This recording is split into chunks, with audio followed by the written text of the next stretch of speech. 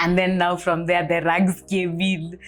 And, you know, us guys went to, and not necessarily rags as we know it, just, you know how you have to do what you have to do to survive. Yeah. So I was in boarding school from class 5. Oh my God. Oh my God. We thank God we don't look like our troubles or the things that we are going through. Because I'm telling you, there will be intense moments of pain. And if you are, let me tell you, people say trust the process, but trust God in the process when that storm is there. Right? Agreed. And so I learned how to lead groups. And listen, a lot of the work that I do, even in terms of creation, because creation is like 5% of that work. Yeah. You have to sell it, but it has to be made first. Yes. Did they know? Did they even know how to spell artisans? These institutions, they don't fund ideas. They fund things that actually have a proven track record, things that have been proven to work. And so, you know, when you're starting out, you're very frustrated because people are asking you for records, which you don't have. What are records? And run in your business. There's a formula to it, which is a bit technical for this particular context. But once you feel that knowledge gap, those are the challenges that most entrepreneurs will encounter. Then, of course, there's this thing, you know, interfacing with government, these compliance. Oh my God, compliance. Even when you think you have complied, something else comes and you feel like, oh gosh. And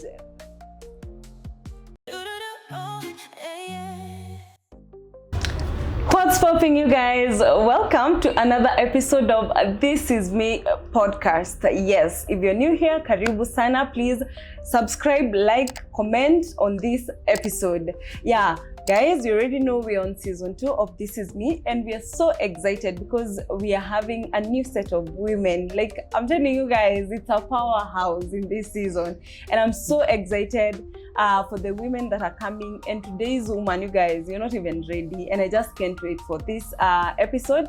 I feel like it will be very wholesome, and I just pray that it reaches each and every person that the Lord has intended it to.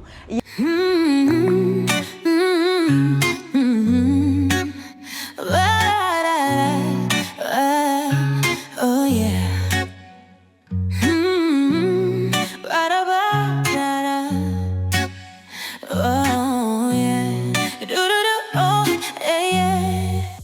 Yeah, but you already know this series, we are calling it The Becoming. And in The Becoming, we are hosting women who have already healed, because a healed woman heals others. And also it's women acting as the light at the end of the tunnel for another woman to follow and to know that it's actually doable. Despite the challenges, despite the darkness, like, you will see the light at the end of the other side. Yeah, so guys, before I introduce our guest, you already know we are shooting from a studio where we both offer makeup and photography services. Yes, so if you didn't know, I have a business called V Artistry Beauty, and we offer makeup classes. We offer your makeup application for whatever event or occasion that you want to do your makeup for. We are your plug. And on this other side where we are shooting from this orange couch, it's our Eternal Concepts Photography, where we offer all things photography, whether it's your wedding, whether you're doing your engagement shoot, whether it's your birthday, whether it's your babies, you name it, family. Yeah, we have a studio in Nairobi CBD, Tumaini House, that is on Moi Avenue. Yeah, so please check us out, and here is the contact detail. Yeah, so guys, the guest we have on set, this lady has been an inspiration to me. She's amazing. She's a great entrepreneur. You guys, I have known Dianga for years now, and it's been such a joy, such an inspiration to watch her become. And I know even by the time I was meeting her, she was already somewhere. But even from then, she has really grown in her entrepreneur. She mentors me. We have had a lot of conversations around business. And truly, like, at times I feel there are seasons in my life I kept going because this woman spoke life to me. Yes. So guys, before I speak too much, I want to introduce you guys to Dianga. And so, ladies and gentlemen, girls and boys, without further ado, drum rolls for the one and only Dianga. Yeah. Okay. Hi. Yes. Hi, how are Karibu. you? I'm good. For the 10th time.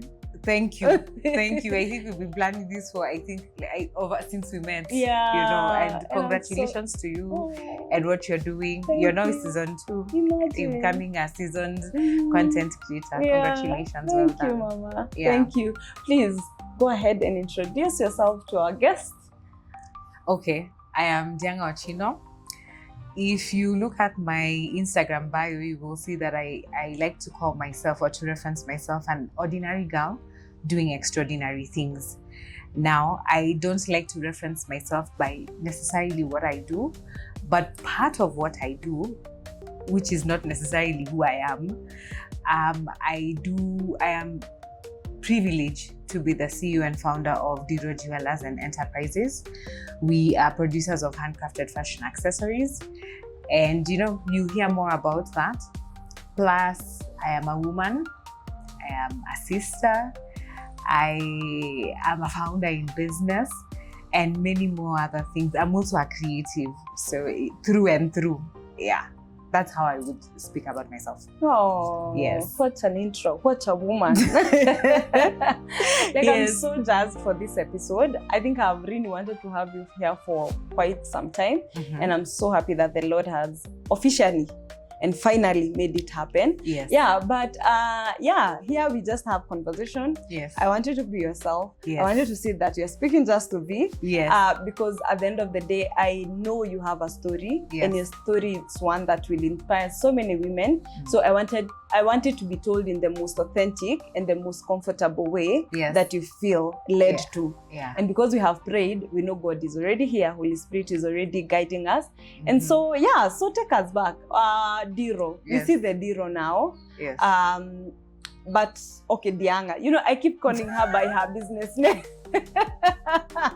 Cause for me, there's no Diro without you. Yes. Like to me, you're Diro. Yes. But Dianga. Yes, no problem. Rosebell. Yes, no problem. The woman with the many names. Yes. Yeah, but take us back, because I when it was so random, by the way. Yeah. Because for season 1, even when I began, you already know this is a calling. This is ministry for me. Yeah. And when I began, I didn't know, yes, we're gonna sit with women. Do we do topical? Do we talk? I was just there talking with God and telling, I don't know what I'm supposed to talk with these women that you're telling me that you have called me for.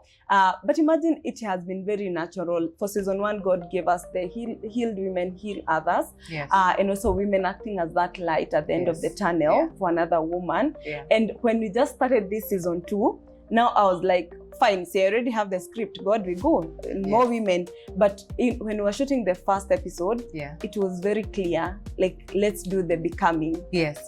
Because I feel like most people feel like you just woke up and you are Diro, the CEO.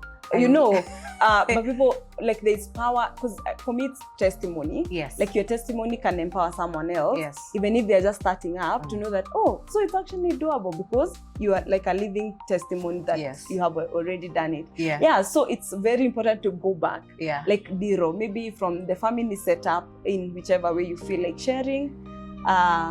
Take us back. Well, I grew up, by there I had a very nice childhood, but ours was the richest rag sort of story. I was not born in poverty. I actually, whenever I say this story, and I don't say it in jest, I just say it so that people can actually get context for where I'm coming from. I was born in Aga Khan, which and I'm a millennial. So for that time, it was, and my dad had a really good job. My dad is now deceased, he's no longer alive, but he had a lot of influences in who we are and how we turned out today. And so when I began to, and I understand that we lived in, Nairobi back then is not the Nairobi we know right now. Yeah. So when I began to become conscious, because I think I was born in Isli. Part of my childhood was in Buruburu. And then now I grew up in South B. That's where a lot of my conscious childhood memories are centered. Okay. And then now from there, the rags came in. And you know, us guys went to, and not necessarily rags as we know it, just you know how you have to do what you have to do to survive. Yeah. So I was in boarding school from class 5, which I know, you know, in fact, when most of my guy friends say, hey, you have an independence that is quite testing, because, you know, from class 5, you know, what do you know about life? And the boarding school was not, say, like, at just over here in the backyard. It was all the way in Nyahururu. Oh. And where we were, I could see Mount Kenya, the peak of Mount Kenya. And it was so, like, you know, you wake up in the morning, it is cold, you know, so you learn to order yourself. Yeah. You learn self-motivation in those days, even if you cannot articulate it as such at that young age. Yeah. And then you eventually grow out of it. Then my high school was in Buruburu Girls backyards. Of course, I would have loved to go to other schools. My sister was in a school in Jewellery, a very good school, and you know, like we all look up to our older siblings. Yeah. But then life is what it was. So I had to go, and in fact, my dad probably had that with me and said, "You're going to the school you're going to," and I'm telling you, around the time that I was transitioning from primary school to high school is now when the downturn in terms of the financial capabilities now checked in. And so I was not even necessarily, my parents did not expect me, I think I was not probably expected to perform well, you know, but then I didn't, I got a B-. Wow. You know. That's so good. I got, then it was, you know, KCSE 514. That's what I got. Yeah, that's what I got. And then, so I was, you know, and that grade was good enough for me to have gone. I think, had I been in Nyahururu, yes, still, I would depend, because then it was zonal.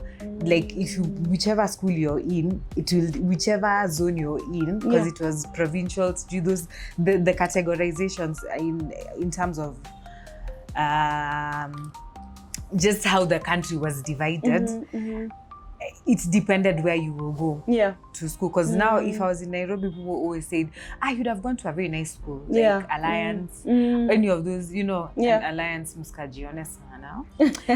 See what tulisoma. We all got an education. Yeah. But yeah, that's just a little bit about my childhood. And I remember a lot of my influences. I don't want to go really fast, depending on how you want the story to take. Yeah. I remember my first, now when we went to boarding school, my dad, I don't, because it's not his story, let me just put it the way I perceived it then. Yeah. My dad would insist, you have to draw up a list. By the time I was in class 5, I knew that word, essentials. I was like, what? You know, and not many people could understand that. And so from a very young age, I knew how to order certain things around. Okay. Like, you know, and my dad, kama kitu haiko kwa list, you are not going to, like, you had to learn. So why didn't you write it? Didn't you think to write it? Now we are going to have to go out of that. Where are we going to get the money to spend on that thing that you did not write? And it is something that you necessarily, that was very necessary for your thriving or even survival, so to say, in school. So, and you'll see how that comes in when I now later got into employment, because it was a soft skill then. But now from that particular detail, I really learned, you know, those are just those small things that you pick up that are modeled to you. Yeah. You don't necessarily sit in class and you're taught. Yeah. Wow. And even from just that, I think sometimes we downplay how much, even now that we are parenting, how much how even just the living, like how you teach your children to live. Yeah. Do you just give them everything and anything? Do you like allow them to ask? Do you have conversations around money, around the needs, even the basic needs? Yes. You know, like, we're not gonna eat this because of this. Yes. You get? Yeah. Like, even simple things like a timetable for meal plan. Yes. You know, like, children are picking up stuff and they're knowing, oh, for you to do this, you have to do this. And it's so amazing because at times I think we downplay and we just feel like, ende shule asome, that's enough. But I think that like I keep taking notes for me for this episode. So I'm like, I need to add that on my to-do list with my children, you know. That, let me just tell you, you see, you're talking about becoming. Yeah. And it starts right from your childhood. And who you are as an adult will play a lot into how your children will turn out. Whether or not I'm not yet married. Yes.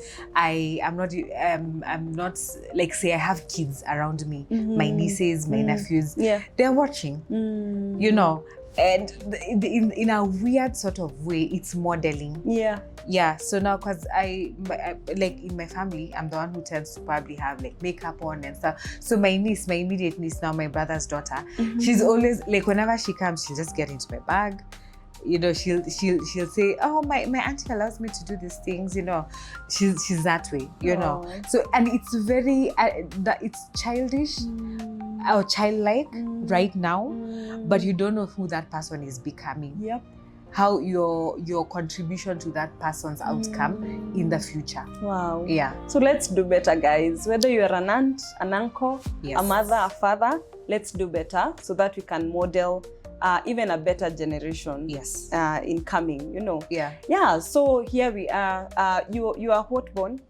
I am middle. I'm a middle child. But people always tend to say that I look like an only child or a last born, which is so weird, because then I just usually know my space. And by the most middle kids are usually told that they're the ones who speak their mind. Like, I am a typical middle child. Like, I'm the one who, if something pains me, utaisikia. We're not gonna, please, no hints. Yeah. I will tell you as it is.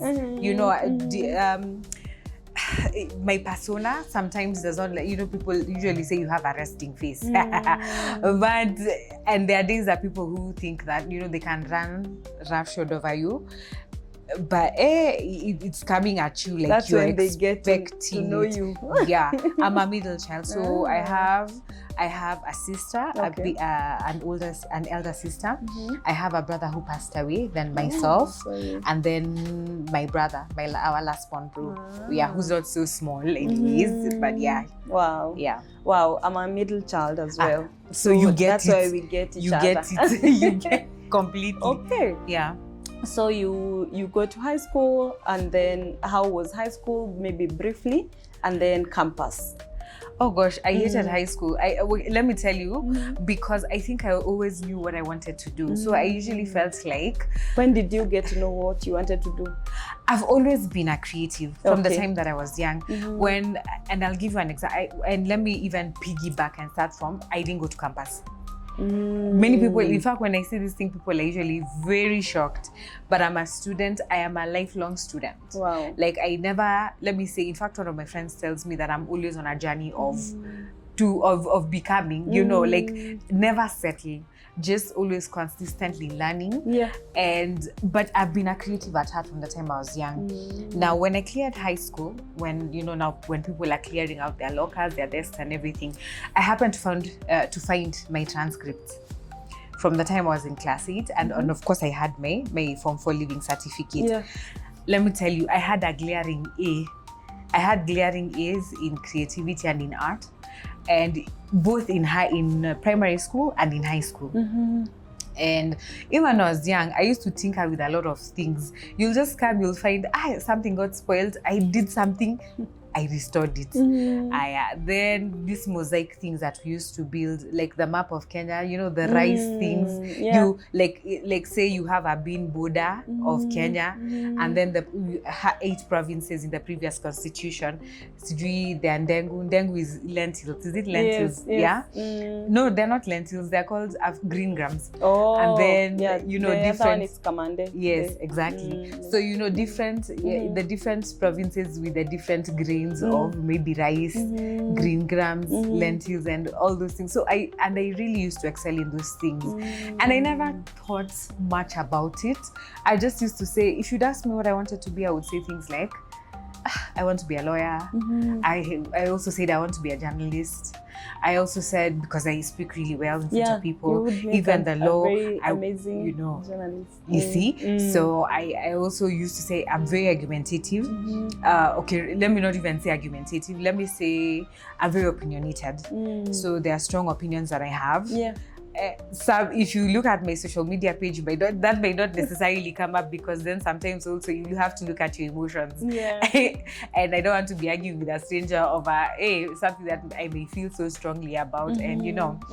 So, but I'm very opinionated, and so that it contributed a little bit to say maybe I wanted to become this, I wanted to become that. Okay. But now, because of the family unit and what was happening at the time, I didn't necessarily get a chance to attend campus after high school, right? Yeah. And well, everyone else was applying for campus. Me, I was doing art projects. Like, people would call me to their houses sometimes and say, I have this picture and I don't want the regular framing for it. Is there something that you can do for me? I'll go fix it and get paid for it. Wow. So I did projects here and there. And aside from that, I spent a huge bulk of my time, you know, that gap year. That time it was long.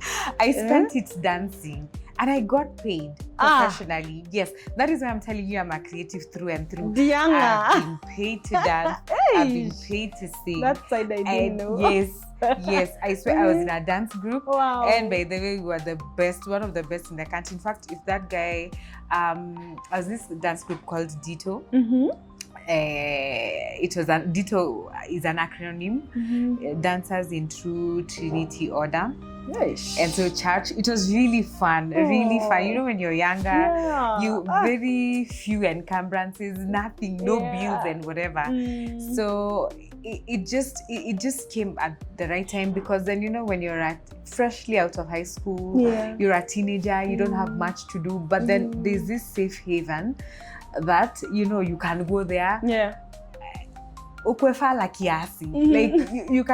you can experiment and not necessarily with drugs or weird sexual things, you know. You can just be in this safe environment where everyone is becoming, so to say, or on a path to some people who are on a path of self-discovery, you know.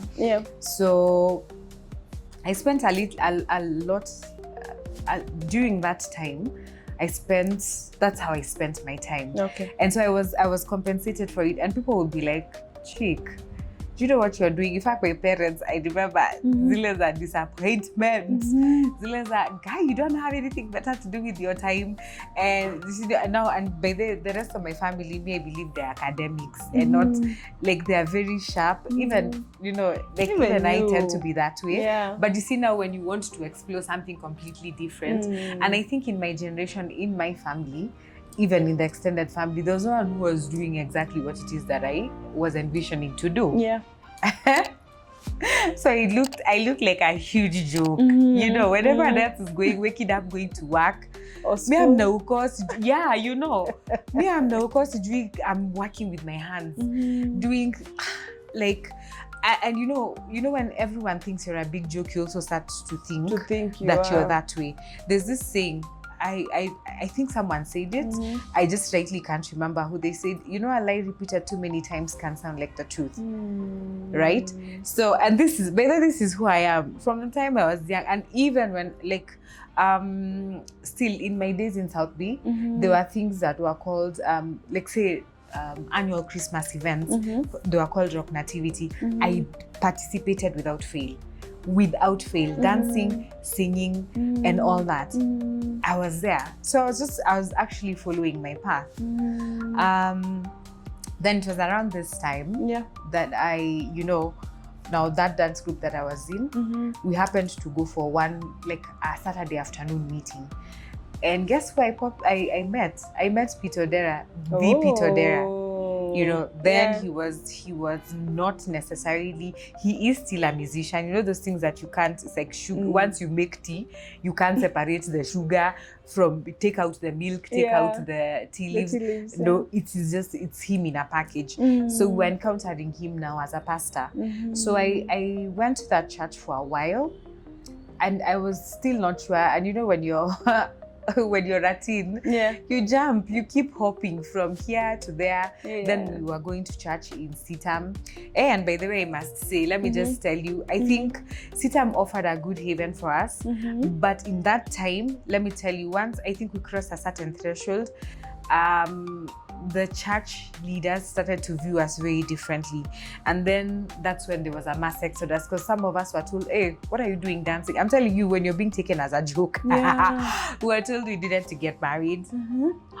And by then, we were not even like, say, 20 years. We were barely just, that were kids, were campus, we were supposed to be in campus, we're supposed to be doing, actually, we're bang on time for what exactly we were doing. So I remember this one experience. I remember once we danced and they conducted a cleansing. Cleansing? Yes, on that particular stage. So you can imagine how it made us feel. When you look at millennials, and even sometimes, let me say, the church experience, that's where the bitterness and the anger comes from. Because then you're really serious with your faith, but someone else looks at what you're doing and they manage to, I'm trying to sanitize. They manage to really devaluate what you're doing. So that's around the time, then I was interacting now with ft.Diro. Now we are interacting with him more as Pete, not necessarily Pastor Pete. Then there's an acceptance, there's mentorship, there's someone who's telling you, by the way, your dreams are valid. Way before Lupita was on the stage or she was planning to do anything, this guy came and showed us, because he danced. And he's the guy who came up with a fresh new vibe for the gospel scene. So we actually went there and we found acceptance. Wow. Yeah. Wow. So there's always a man or woman. Not everyone will relate with your journey, but God will always place someone there that you get and they get you right back. Wow. There's always a forerunner. Always someone who's gone before you, and they can tell you, by the way, whatever you're thinking of doing, in fact, this is the perfect time to speak to Gen Z. Let me tell you, I found a video. Before then, in 1996, 97, thereabout, there were people who are saying Moi must go, the same way guys are saying Ruto must go. There is video evidence. So I would just like to encourage you that there are people who can actually mentor you. They know exactly what you're going through. They understand your hopes, your fears, your dreams. They have walked the path that you're going to walk or you're already walking. And there's someone who can hold your hand and help you to avoid the mistakes that you probably are going to make. They're going to make your journey shorter. And if someone was not holding, by the value, I cannot overstate the importance of mentorship. It cannot be overstated, because this person will tell you, and by the way, they are as human as they come, just to show you that God can use imperfect people to show you that your path can actually be easier. So you encounter Pete, and then you continue dancing. Then for a time, I'm dabbling between my art project. And then one day I get a call, and it's Pastor Pete asking me to work with him as admin. And I remember, me, I'd never had a job. I was very clear on who I wanted to be. And I think in fact, when I cleared high school, I had grand ideas of how I would be a pastor. Hey, Pastor Dianga. So you're discovering very many things. So now, let me tell you, I have been in the ministry field for long, in the trenches, working with teams, working with, with many other things. So I had this grand idea, and my grand idea was holding the mic and doing things. Then where did I get into? I went into the back end. I was doing admin work. But now, remember the story I told you about my dad? And him being finicky about you writing out a list, planning out what you need. Essentials. Planning out what you want and sticking to the plan no matter what it meant. Let me tell you, those soft skills I earned during, at that time when we were privileged to have my dad around, leading us and guiding us. I think I took those lessons to heart because it was modeling. There was no other better way to do it. My dad, by the way, he was very, my papa was very, how do I put it? Alikuwa mkali. But I also saw him because one day, in the time when he passed away, just before he passed away. How old are you? My dad passed away in 2019. That's so 5 years ago. just around the time that I we were very, because there are things that happen in your years that they almost seem like a gap or some things that you forgot. So one day I was talking to my sister and she told me, by the way, my dad, he was a very good worker, one of the best workers in the bank. Wow. And as a result, he kept on getting promotion after promotion, because I hear he used to finish his work and go and now offer to help other people. Wow. And then as a result, he got placement, and then he was a basketball coach. I always say this, my dad at the time when he in his heydays, he was once the point guard of Kenya. That's the point guard is, if you understand basketball terms, the guy who can access the entire court. Wow. Right? And that was huge for him. And so because he now from there he transitioned, he became a coach. And in fact, when he passed away, most of those basketballers that he got placement for in the bank were there for us. Oh. So you see that work ethic, we saw it. He did not necessarily, it was modeled, you see. He did not sit down in a class and tell us this is how you go to work. ABC. No, he but lived that life. Lived it. Wow. So I was able to take that work ethic and put it to work in a church. Set up the system, set up structures, organizational structures, without having to go to school for it. So it was a very interesting period of my life. I learned quite a lot. It was one of the most, I will tell you, working in church, it was one of the most fulfilling years of my life, but it was one of also of the hardest years of my life, because then you're working with people, and people are we are messy. Oh my God, we are messy because and I say this because I include myself. I don't judge. I do not have even the pride to look at somebody else and claim that I'm no. And it can get messy. You can get upset with someone can get upset with you for one reason or another. And people can say weird things about you, and you're helping them.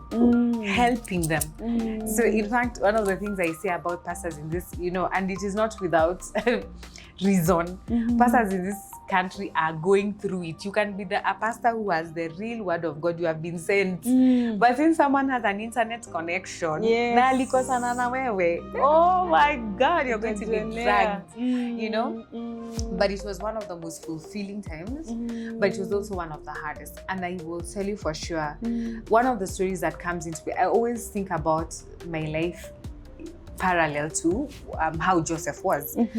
Joseph knew his path from the time he was a very young person. He knew his parents and were going to bow down to him. But then Joseph you encounter when he was getting the coat of many colors, and the Joseph you encounter in the palace, those are not two people. They are not the same two people. They are two very different people. And I say that Joseph had to go through the pit. Now, if you've watched slave movies, and you can imagine, first being betrayed by your brothers. Then now imagine the slave movies, being employed, going to be sold off as a slave. Right? Meanwhile, you're just sure that you have greatness within you.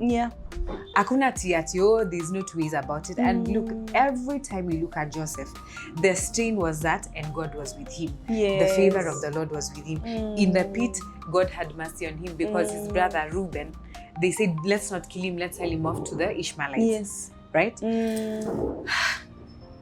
I can't even, carrying that burden, carrying that strain. And I once listened to a sermon. Someone was saying, in all these things, Joseph did not weep until the day he met his brothers in Egypt. When they came and bowed down to him, that's when he wept. Right? And so the reason I say this is because in the hardness of it, let me tell you, in fact, the reason I speak so well, my dad speaks well. Oh, my dad, Mr. Ochino, the lion of the tribe of the Ochinos. Oh my God. All of us without fail. My brother, myself, my sister, my deceased brother then, myself and my brother, we are good public speakers. Wow. We are, my sister could read, when she was very young, she could read the newspaper from cover to cover. Whoa.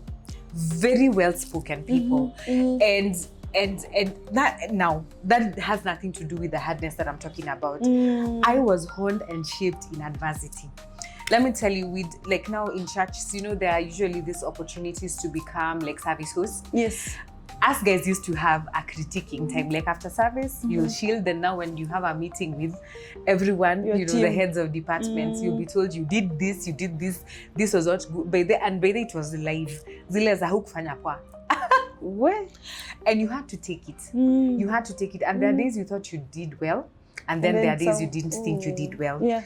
So I remember after one of the courses that I'd taken, someone asked me, say, would you be able to say a few words? I said, sure. I thought about it for like 5 minutes. And then over the day, prepared myself for what I was going to say. And then I even, when I went, I didn't even have notes. I just spoke from my heart. Okay. This person said, oh my God, are you the one who's speaking like this? I said, you're the one person who went up there, you didn't have notes. Because I'm not the one who said it, I'm going to say this completely. He said, you're one of the best speakers I've ever had. Wow. Yeah. Wow. You are. You really are. So now, listen, when you are being critiqued, that's what, because a lot of us, I find that, especially, let me just say, younger generations, we are afraid of adversity. We are afraid. You're just saying, I was not born for the trenches, you know, like people, the microwave thing. God's strong soldier. Yeah, yes.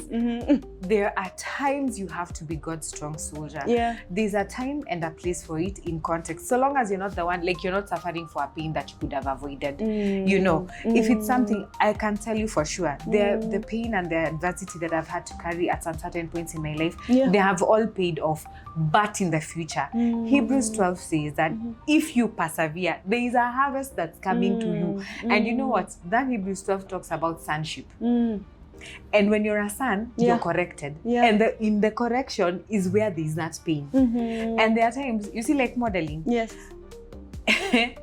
You cannot learn the lesson until you are the lesson in itself. In fact, one of my Bible study teachers says, look, one day you'll be used as a bad example.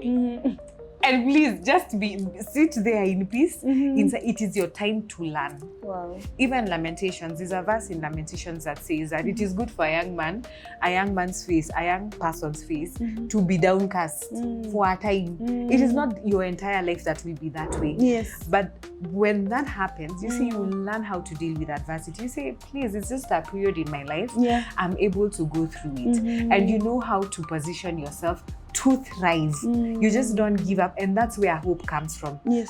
You cannot have hope for something if you already have it. But if you don't have it, romance again. See, that's now when you challenge yourself to do better. Because even in your becoming, you're striving towards an end. Yes. And you know, even Joseph knew who he would become in the end. But did he, if God had shown him what he had to go through, do you think he would have said yes? He would say, well, it's good, but let me stay here. Let me stay here. Deuces. Yeah. And so I'm telling you, let me tell you, there's nothing like that pain. I'm telling you that pain. And no one can sit in it with you. No one can come and tell you, bas, pole, toto, baby, apana. You have to have the necessary tools to be able to talk to yourself. You know those things that they say, self-soothing, those the things that people do in therapy. In a sense, you know, if you have a community around you who understands you, not frenemies, they'll be able to work with you through that without necessarily coming to tell you, pole baby, pole bas, itation. No, they'll be able to tell you, do you know who you are? Can you get out of that bed? Yeah. It's not for being depressed over here. They'll tell you what is it you want to do. They'll be able to walk you through that. You know, without necessarily even telling you, I know you're depressed, I know you know all those things. And so there is a place for adversity. That kind of pain, adversity, suffering. But once you're done with it, let me tell you, you don't have to be retaught that lesson. And that's the thing, because I think just I was having a conversation with a friend, and she was saying the wilderness will come, but you are the determinant of how long. Don't say, oh, I might stay here for 5 years. No, be a good student. ask the Lord, what do I need to learn in this season? And then learn it.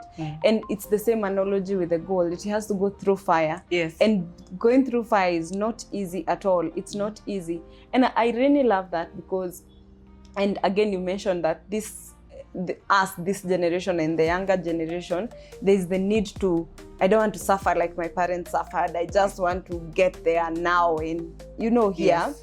But I think once you open up your mind to adversary will come, in this world there will be trouble. Because even the Bible talks about that. Like even the book of James, trouble will come. Yes. But now it's how do I equip myself such that the trouble does not consume me? That even in the trouble, I can allow the Lord to help me become. Yes. To refine me. Yes. So that by the time I'm getting out of this season, then I don't have, because it's also possible for someone to be stuck. Yeah. In the wilderness. And we see this even with the children of the Israelites, So like it's good. I love that, because again, people think becoming is, I don't have to go through problems, I can just become, but you highlighting that you have also in your own journey, you have had to go through hard times. Oh yes. Like it really is encouraging. And now we would never maybe have this younger if you didn't. Let me tell you, there are people who look at me and they're like, you see, because my nails are done. See, this is the glove. Pretty face. Oh, let me tell you. Gorgeous hair. Oh my God. Oh my God. We thank God we don't look like our troubles or the things that we are going through. Because I'm telling you, there will be intense moments of pain. And if you are, let me tell you, people say trust the process, but trust God in the process. Trust God in the process. Wow. I am telling you, because it's nothing like, your end. Your end is definite. You just don't know when it is. But you see, as you trust, you see this thing that you're saying, as you are becoming a good student, as you are being, because the idea is to be. Yes. Let me tell you, when a lioness gives birth to a cub, it is no less. It is just, the only thing is time. Is the determinant of that particular process. So in fact, my pastor used to say this thing, kitambo, a gecko and a crocodile, apparently those, when they're babies, you can't tell the difference. Time. Nothing can even fit in an aquarium. A crocodile, what do you mean? So if you just give yourself time, you'll really become the person that you ought to, the person that you are. Yeah. A cub just needs time. It will grow into a lion or a lioness. Just that. And so it's the processing. And you know how you've seen those videos of how, when sometimes they have to be kicked out of the nest. Yes. They have to be allowed to fall. They have to learn how to hunt. They have to learn how to roar. And all that, you see, that's now the process of becoming. That's now sometimes, and becoming that, experiencing that. If you're told, just do you think you'll do? You won't. You'll not even probably learn that lesson. And soft life. # soft life. I'm telling you, and that's, even those people who we think have had an easy life, just ask them about their school life. Probably you are given you had to do a retake. That retake is the hardness of that life. Unakatiwa na lecturer. And your grades are good, you're a good student, but your lecturer anakukazi and you're not graduating with your year. Because we've had those kinds, may have friends who've probably gone through that kind of an experience. And it is hard. It is hard being left by your cohort. It is. And so I think I just wanted to lay emphasis on that so that we all learn that there's a place for hardness. Yes. There is.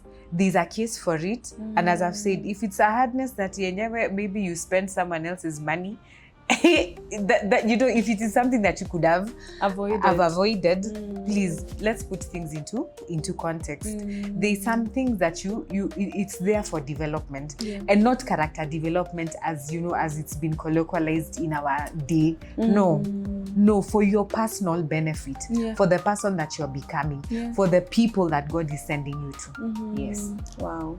And even in fact in church, part of the hardness is that, you see now, the way I was saying we are messy. Yes. That you can learn to be, when they say storm, there's no storm. Peace is not the absence of a storm. It is you having you can be peaceful. Yes. Even when that storm is there. Right? Agreed. And so I learned how to lead groups. And listen, a lot of the work that I do, even in terms of creation, because creation is like 5% of that work. Yeah. You have to sell it, but it has to be made first. Inatengenezwa na senior artisans. Yes.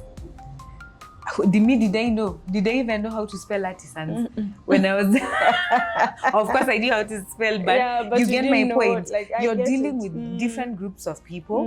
There are a lot of moving parts and a lot of dynamics that are changing. But say ungeambiwa hivyo, like ati just learn. There's no way you be thrust into that baptism of fire.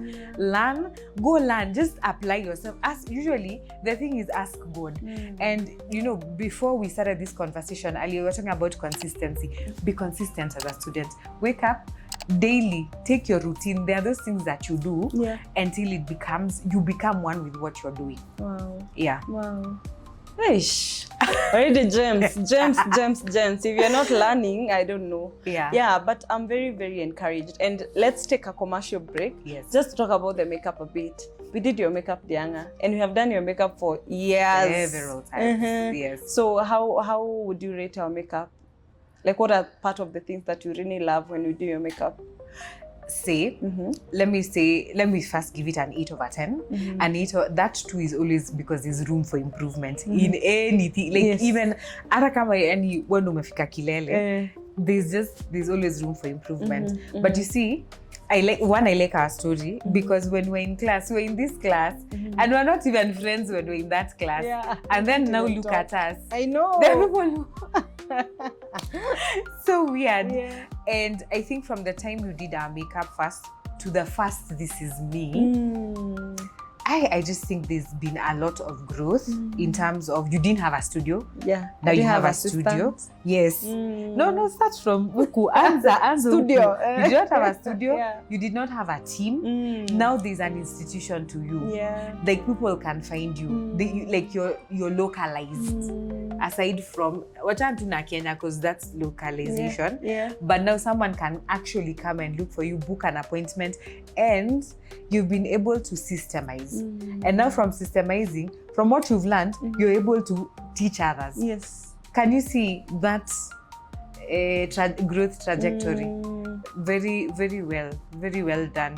You have heard it from my mentor. Yes. So I don't know what you're waiting for. Book your makeup appointment. Please do. Yeah. If you're joining us, we are having Dianga Ochino on set. She's an entrepreneur and she's just sharing on her journey of becoming from family, working in church, and now we are going to the best part, Dianga, the entrepreneur. So, Dianga, welcome back. You're welcome.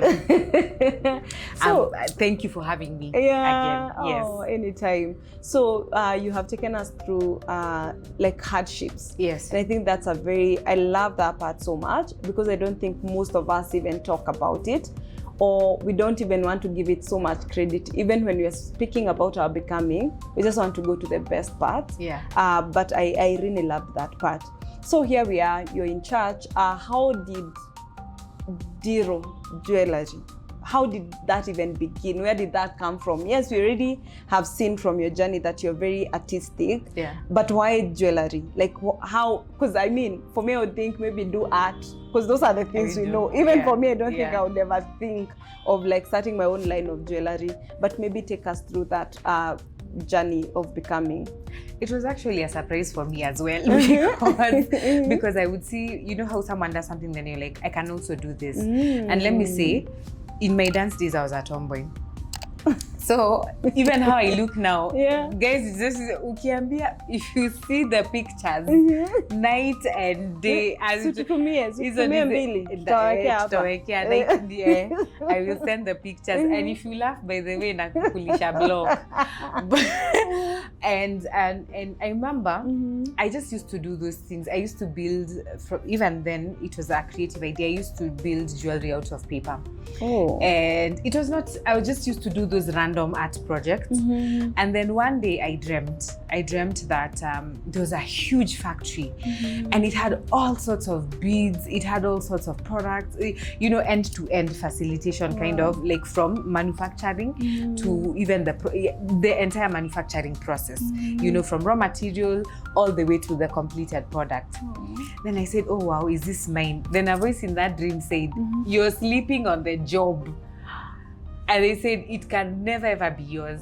Oh, that day I went and I woke up. The next morning I woke up and went and registered my business, which is how come you're asking me how old we are. Yeah. We are slightly more than 10 years. And of course, from the time of registration to full operations, it's a whole journey. Yeah. So that's what happened to me. And Diro is actually my name. When I read, because the name I really wanted was Ginene, but it was already, how the registration, it was a registration vestige. Yeah. Because the one I wanted was taken, so they crossed it out. So in thinking about it, my name is Dianga Roosevelt, so D and Ro. That's what I put together, and it became Diro Jewelers and Enterprises. And I only put enterprises. That's why I can't put you away from your business. It's really difficult. Your name. It is, but now there, there's layers to it. Not only myself, so that's how it became. Wow. And I must say this, even because I worked in church for a long while, longer than 10 years. Oh. Longer than 10 years. And that role that I had in church, it was when I was leaving is when it was heavy, really heavy, but it used to allow me to pursue this artistic projects of mine, so one day I'm doing decor for a church event, or I'm even for a wedding. Wow. Another time I'm doing a play and getting paid for it, and because the times are not necessarily in conflict, because it was evenings for now the practice times and all that, all the my work schedule is done. So all I needed to just navigate how to get to the practice venue and all that, and many other projects that were similar to that. Wow. Yes. So you get this dream, because I think also I really feel most of us in business, our business is not just for the money.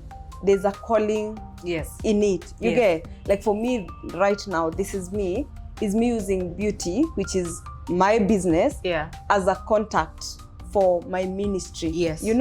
So I deal with women, so I can use my business as my pulpit to even evangelize, and so the dream says it will never be you as you're sleeping on the job. So what makes you feel like, oh, I'm gonna start this thing now? Because I'm just we said we are middle children. The easiest way to get me to do something is to just tell me how easy. Oh my God. I was like, registration, that is the bottom of it's just like low hanging fruit. And it was like a taunt. And you must understand that if something is in you, itakusumbua.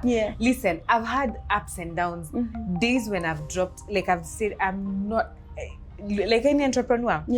As disciplined as I am, I've had my moments and I've downed my tools for like 3 months. And one day I just picked them up and said, what's the, and then God was like, so that's the dynamic of it. Plus I was like maybe 16 years younger than I am right now. When you're younger, I mean, you're like, siniko na job, whatever, and you keep doing what you want to do, then one day that which is in you, it is always fighting for expression, which is why, in fact, I went for an interview and I said, the reason I do what I do partly is because, you see, the more you're yourself, the more you give people license to also be themselves, the people who are around you to be themselves. You're not forcing issues. You're not really just forcing issues, actually. You're being yourself, your true, authentic self. So registration is like the bare minimum, because the information is out there. But now, how did you know where to manufacture, what to manufacture? Like, how was that process now? You have registered your business. Now, how was the process of So initially I used to work alone, and it was such a tiring job because remember, you see, I told you I'm working. Yes. I'm working and I live in Rongai and I work on Riara Road, which is, and Rongai, let me tell you, there's usually a period, a window period, a 5-minute window period. If you miss it, utachelewa, you know. So I used to spend half hour working there on the road. Okay. Right? And by the time you come back, there's barely enough time to work. So I used to work weekends. The weekends were not mine. But at the same time, it just, you know how it was? Like I'd say, because of where it was a very logical decision. Like I live this place and I live in this place and it's so far out and I'm not able to, it doesn't allow me or give me enough time to work. Yeah. So I moved closer. I moved, like I was able to arrange my finances and moved. Once I moved, you see now, and I moved, it was a walking distance, like a half hour. In fact, if I walked for 20 minutes, I'm being lazy. It was 15 minutes to get to work. Okay. So you see now, I have my half-hour day back. I started to create, and I was working alone then. Okay. Okay. I worked alone for a while, I think for like 1.5 years. Then one day someone sent me a link, Lorna Abonji. Lorna is one of my good friends, at least in the creative industry. She sends me a link to, what are those things called? I have to remember this thing. Sometimes my memory does this thing where it does product development program with EPC then. EPC is Export Promotion Council. Okay. So the things I was doing, I wasn't doing bad. In fact, I was a raw creative, but it did not have direction, you know? Yeah. So when I went for this this product development training, so that 2-day training in Thika. Sasa hapo ndio, like munapelekwa mbio kama gari ya miraa, hizi ama macadamias.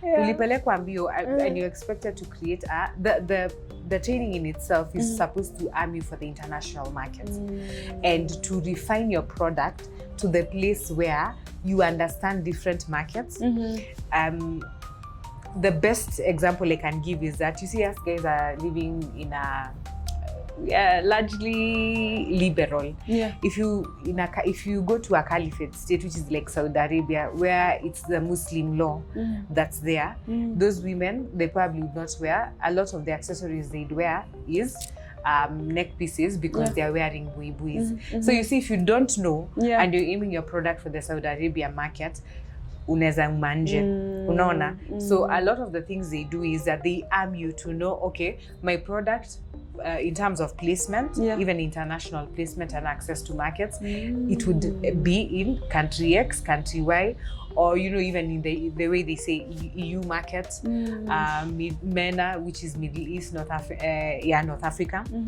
those kinds of things. And then they help you to refine your products. Then I was using plastic, I was using paper, so then, you know, there you get we were exposed to mentors, lecturers who you know, placed in the University of Nairobi. And then from there I met other creatives. Then I got to know of Kibera and the artisans. So now immediately they came in. Now you know you have a production unit. So there's this topic we used to learn in primary school, making work easier. You know, if you have one person, you can do X amount, and it was even in maths. So if you multiply that to, like, say 4 or 5 people, you see what it does to your production capacity. You produce more. You produce more. And then at the time I joined, you know, now you've done the product development. Then I joined FA, which was being run by Akinyo Dongo. FA, it helped me to get into the village market. That was around 2018. So that's a while back, but it took quite a bit of time. But one of the most pivotal things that ever happened to me was I met a friend. She's called Anyango Adede Rosemary. She's from Zanta. She's the brand owner of Zanta. And so we used to do, you know, we have done a project together sometime. you know. So And then, you know, our businesses have been built on the back of pop-ups. You know, you have your random products which are not properly aimed. They are sort of refined, or they have a journey to them, you know. And you're in this pop-up X, pop-up Y, pop-up, all those things. And then she said, why don't we try and get a store at the village market? And then we meet Akili, and then suddenly things start to change. And then now the game changer completely was now Rosemary was able to secure something, like permanent locations there. And then it wasn't even permanent. We used to lease for like say 6 months, and then you renew, and depending on how well you got along with the management, you either got it or you didn't. So now, at least now, that completely changed the trajectory of my business. Yes. Hey, where? Yeah. Unatukimbiza sana. Uliza maswali, mimi naweza sema. Yeah. Because it's like, I know how passionate you are, and I know your journey. But let's go back to, you said you had not categorized. You're doing paper, plastic, and all that. How did you settle on brass, and why brass? Okay. I don't even think it was an issue of settling. Because you see, sometimes in terms of the supply chain, and the supply chain is the raw material, where you get your raw materials. It's sort of like, if I asked you where you get your makeup supplies, you know, there's only so much that's available in the local market. You know, and then even when we started, Amazon wasn't a big thing. Even the internet community, the online space was not what it is presently. And even then, some of us do not necessarily trust, you know, because we're living in Kenya and stuff. So the uptake of online shopping, the e-commerce space is not as robust, was not as robust as it is right now. So we were just working with what we had. And paper, I could control the paper that I had because those are old calendars. And then some of the things, because there's something called German brass, which is not the same as brass, you know. And so every time you'd get, you know, and even like that German, I think it's like what we get in Kenyatta Market. Yes. Okay. There's even somewhere just downtown on River Road, you can find, you know, just components here and there. They look good, but then after a certain time, the value, it will start deteriorating, you know, and it's not, it's just not the same as brass.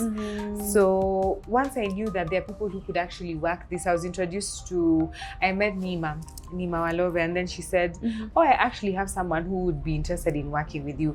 And interestingly, she gave me a contact for an artisan who leads a female assembly line. Yes.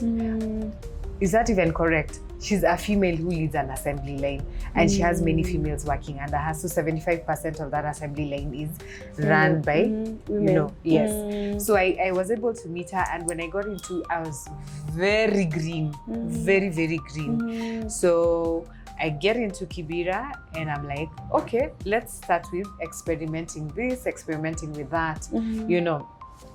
And of course, in Kibera, it's brass. It's just generally brass. And brass comes in different forms. So there's in 3 forms. So there's sheet brass, there's wire, and then there's cast, which is the recycled brass. It's cast brass. And so you have to create a mold, and then you melt the brass, then you pour the molten brass over the mold, and then you process it like you would regular brass. But there's a whole thing to it, you know. And even then I was not as articulate as I am right now. And I would not necessarily say I was just exposed. That's the word. Because then it was just this German brass and whatever else that we could find downtown. And I remember, in fact, one of my lecturers would say, visit hardware shops, go and see what they have. If you like what they have, go and see if you can craft something with them, because now it will differentiate your designs from what else is there in the market. Wow. Like that's already feel like I'm in a master class. Like learning. And like for real, even from the passionate, how you talk about it passionately, that has to do, like, that's your calling. And you know, like Diro is your calling. And it's beautiful to see. But maybe because I know no matter how much we go into jewellery and the production and all the that, technical bits, it's not for everyone. No. So if you are interested in like her line of work, maybe you feel called to that, you can connect her with her on Instagram at Dianga Ochino, or her brand is Diro Jewelers. Yeah, so check her out so that you can maybe learn more. And I also know she goes to so many like workshops and events, so I mean, if she posts, you can be able to tag along as well. But don't be afraid, contact her if this is somewhere you feel. But now generally, maybe we can talk about challenges. Like, what are some of the challenges that you have gone through that maybe almost made you feel like, ika hii ndio entrepreneurship, acha niachane nayo? And also, we can talk about rewards. Because 10 plus of years, there must be so many challenges, but there must also be so many rewards in the process. But let's talk about maybe the challenges.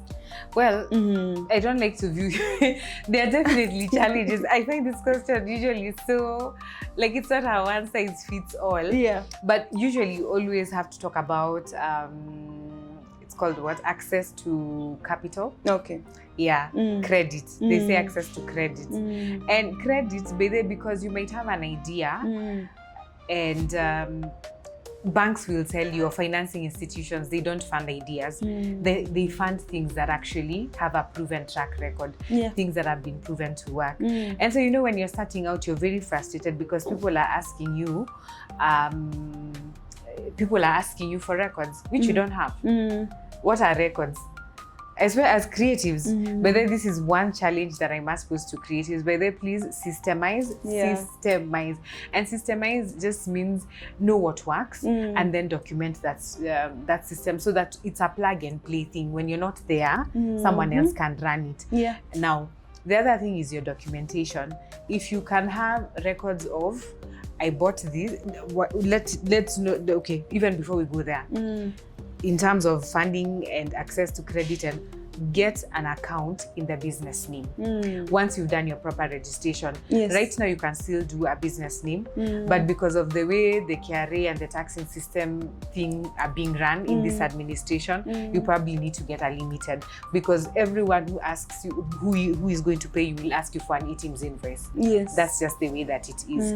Now, once that is done, get an account with your business name and make sure that you have ins out. Even if you're paid in M-Pesa and it's 100 shillings, make sure that 100 shillings goes in there. So now most of the mistakes that we get is you probably even get a loan from a family member or even from a non-financial institution. Unajua family sako, whatever that leads to you.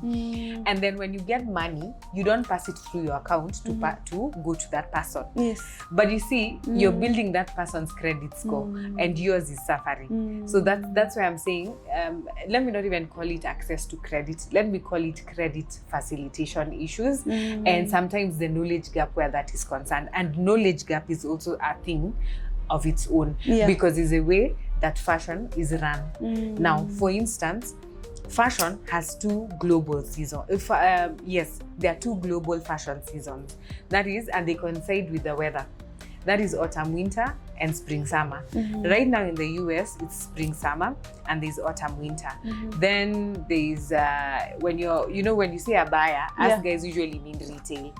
But now buyers, they're bulk buyers. There are different kinds of buyers. There are different kinds of people that you're selling to, even in the credit facilitation issues. You know, there are people who are called investors, and there are different kinds of investors. And as you can see, I can talk a lot about how some of these things are built. But you see now, when you have a knowledge gap, the idea for you is to be able to fill that knowledge gap. And it will make you a better entrepreneur, certainly. A creative, that one you have to work on your own. And I think, in fact, when people come to me, I say I don't teach creativity because that one is, it's coming from you. But I had to be taught how to become an entrepreneur. You know, learn things like this thing called, I always like to remember it because it's the first thing I encountered when I went to Synapis. It's called working capital. That's what you need to keep the lights on. So whatever happens, like say if you need, let's even call it 20K. like you need to have 20K in your account just so that things can run in your business. There's a formula to it which is a bit technical for this particular context, but once you feel that knowledge gap, those are the challenges that most entrepreneurs will encounter. Then of course there's this thing, you know, interfacing with government. There's compliance. Oh my God, compliance. Even when you think you have complied, something else comes and you feel like, oh gosh. And I think that's what I would say. And then, of course, you know, these government policies. So, you know, when certain things are coming in, like brass, because brass, the only brass that's here, and even then it's not ours, it's being imported because it's old plumbing appliances, those padlocks and stuff. There's an import tax or a duty on it.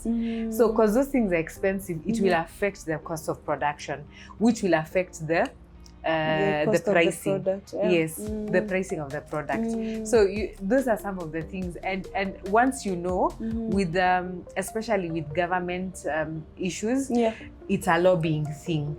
And once you guys are in associations that can be had, because government again does not talk to individuals. Right? Government talks to groups because that way they are able to collect data across.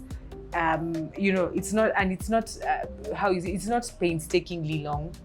It's a shorter way of gathering data. You know, so I think those are the things that I would call challenges in our.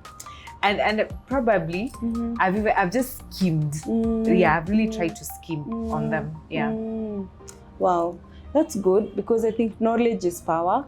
So even before you go into the business, first think of paying calculate the cost. Then pay the price first, so that you know, like, I have to do this for me to get there. Maybe in 5-10 years, what do I need? Calculate that cost first before even you start the business. And these are some of the things personally I'm learning well at it. And it's okay if you're already in business or entrepreneurship journey, but you didn't calculate the cost first. But now you can do it now and be like, what do I need now to adjust? What do I need to change? But above everything, like, look for that knowledge. I don't know, wherever it has, like, you have, like, I think you have shared this with me, Severani, on like the people who mentors you, not necessarily even people you know, but even from social media. Like, if you are open to like sharing a few of them for someone to check them out on TikTok or YouTube. And the specific things they mentor you in.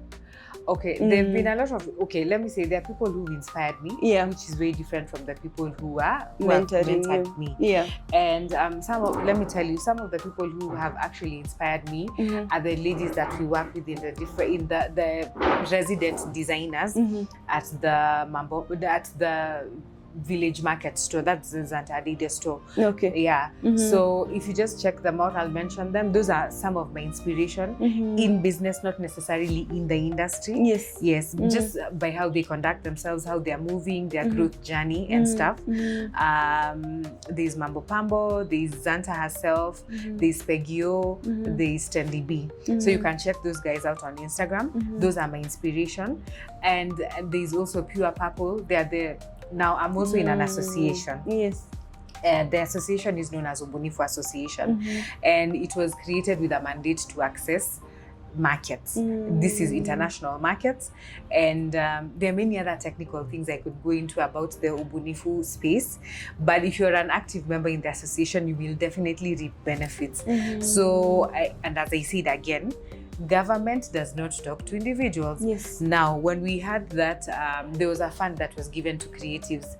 How many creatives walikula hiyo pesa? Mimi nilikula 10K pesa taslimu. I was able to, it was called what? There's a name for it, a fund, that creative fund. We're able to access it because then when you apply as a cluster of people and you show evidence of the project and what you've created, money is given to those people and it was sent directly to our phone numbers. That is one of the rewards that I actually got. Now, to my mentors, I have very strong mentors. Oh gosh, I've been mentored by Pastor Pete, who was, you know, one of the best speakers that I know, one of the best public speakers that I know. Sound man of God, somebody who is just a very sound individual, a well-balanced human being. There's also been Reverend Nee Ladokun, I'm trying to David Paul Mavia. These are guys who really taught me and exposed me to a different worldview, how to be able to, in fact, Dave always says this thing. He says that our job as believers is to be able to take kingdom principles and package them to everyday solutions, so that someone can, you know, can take of it, because not everybody understands the word, but people understand the product. So how can you trade? And as just the same thing that you're doing, people understand the world of podcasts, but they may not understand the term ministry, but it is exactly one and the same thing that you're doing. It is only your platform of trade, right? And I'm trying to think of someone else who's mentored me.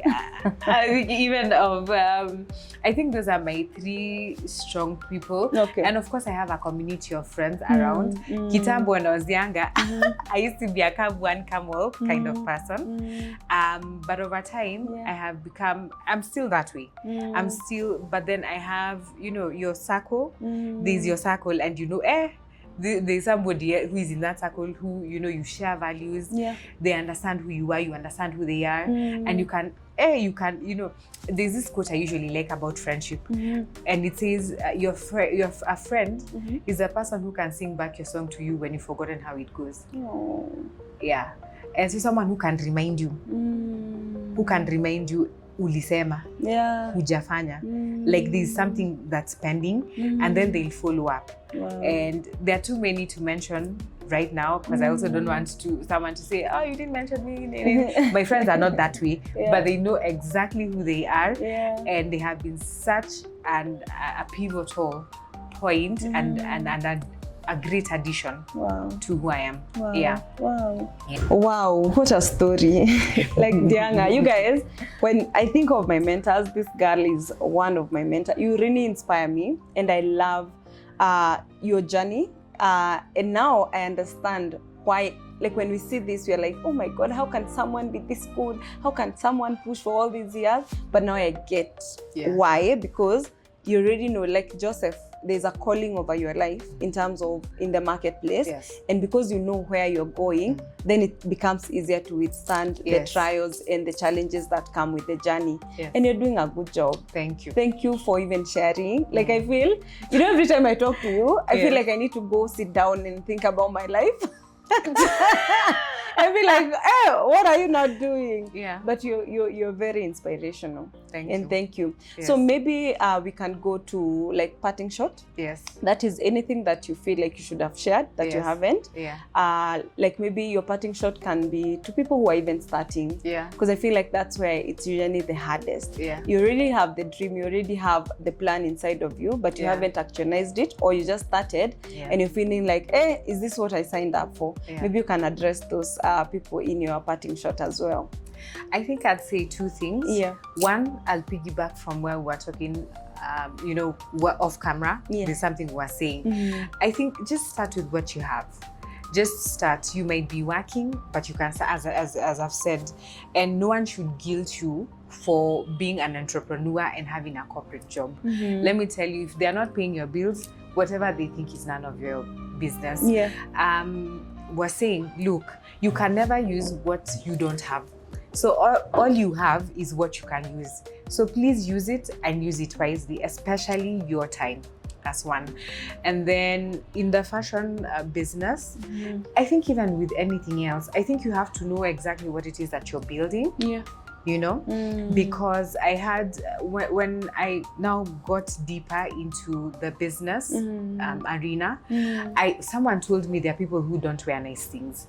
They wear brands. Because I used to consider that I have nice things. But who are you? in the grand scheme of things. So ideally you build a brand, and building a brand is by starting with what you have in order to get to where you're going. And there are so many lessons that you pick up along the way. There's also the you who is becoming this new person who can carry the dream, right? Yeah, that would be my parting shot. Wow. Thank you. You're welcome. Thank you, Diro. Hey guys, before I go sit with my notebook and start evaluating my life, I really hope that this episode spoke to you, and especially for entrepreneurs out there. Like, I hope you're encouraged that your journey of becoming, it's actually doable. You just have to submit to the process and trust God in the process, because if He said it, He will do it. God can be trusted. So go for those dreams. If God amekuonyesha this is where you will be in whichever duration, because again, we don't know the timing, but ours is to walk in obedience. I really hope that this episode have encouraged you. I hope you have gathered some knowledge and information that you didn't know. And I also hope that you have taken notes on the things that you can do to start from where you are. I know you already have what it takes to start, so just go for it. Go for it. Gain knowledge above everything, so that you're also able to be ahead of time, and you're able to like overcome the challenges that come your way. Yeah, but that has been This Is Me episode 2 of season 2. We have a segment where we say it sis, and say it sis, it's where you say this is me. You tell us what you think when you say that statement, this is me, what comes to mind, and also she will tell you how you can find her, because I think we didn't do that. Yes. So please. Okay. Yeah, so let's connect. If you need to reach out to me, if this has been an inspiration to you at all, my email address is diangaochino@gmail.com, the same way you pronounce it in Swahili, Diangaochino. That's how you can find me. Then on socials, you see these beautiful babies, these beautiful pieces, they are by Diro Jewellers. So we are Diro Jewellers on all major social media platforms. That's how you connect with us. And we also have an e-commerce platform. Please check us out and, leave a comment, tell us how you like our pieces. And, we'll be glad to hear from you. Yeah. Wow. And to say it is. Say it is. This is me. I am an ordinary girl doing extraordinary things. I am fearless. I am bold. I am audacious. And most of all, I am loved and I love. Yeah, so that is Dianga. Yeah, so thank you guys. If you have watched up to this point, please make sure to subscribe down below. Leave us a comment. Tell us what was your takeout from this episode, and also share with someone that you feel would really benefit from this episode. And like, and watch out for the next one. Yeah, so that is it from us on this episode. Until the next one, this is where we say bye-bye. Toodles.